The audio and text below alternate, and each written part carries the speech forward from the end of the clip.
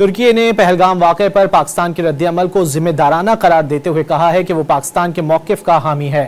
وزیر اعظم شہباز شریف سے ترکی کے سفیر عرفان نزرولو نے ملاقات کی اور کشیدگی کم کرنے کے لیے تحمل سے کام لینے پر زور دیا۔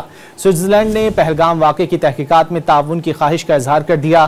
یونان نے بھی پہلگام واقعے کی آزاد اور شفاف تحقیقات کے لیے پاکستان کی تجویز کا اعادہ کیا۔ یورپی یونین کی جانب سے پاکستان اور بھارت پر کشیدگی کم کرنے پر زور دیا گیا۔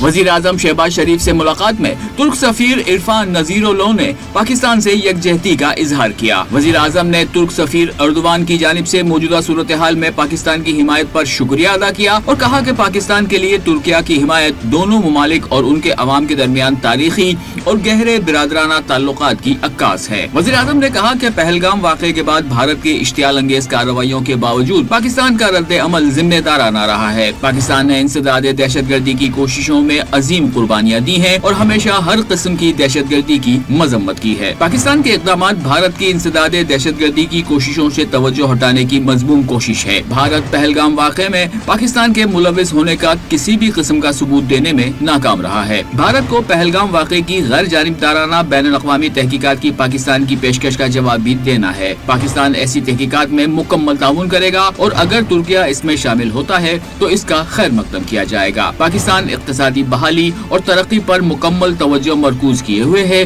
جس کے لیے اسے اپنے پڑوس میں امن اور سلامتی کی ضرورت ہے۔ دوسری جانب ترجمان دفتر خارجہ نے بتایا کہ وزیر خارجہ اسحاق ڈار کا یونان اور سوئٹزرلینڈ کے وزرائے خارجہ سے ٹیلی فونک رابطہ ہوا۔ اسحاق ڈار نے بھارت کے بے بنیاد الزامات اور اشتعال انگیز پروپیگنڈے کو مسترد کیا اور سندھ طاس معاہدے کو روکنے کے بھارتی فیصلے پر سخت تشویش کا اظہار کیا۔ سوئس وزیر خارجہ نے پہلگام واقعے کی تحقیقات کے لیے پاکستان کی آمادگی کو سراہا اور تحقیقات میں تعاون کی خواہش کا اظہار کیا۔ یونانی وزیر خارجہ نے ٹیلی فونک گفتگو میں خطے میں امن اور استحکام کے لیے بات چیت کی اہمیت پر زور دیا۔ سربراہ خارجہ امور یورپی یونین کاجا کلاس نے بھی پاکستان اور بھارت کے وزرائے خارجہ سے ٹیلی فون پر رابطہ کیا اور دونوں ممالک پر زور دیا کہ وہ تحمل کا مظاہرہ کریں اور صورتحال میں بہتری کے لیے بات چیت آگے بڑھائیں۔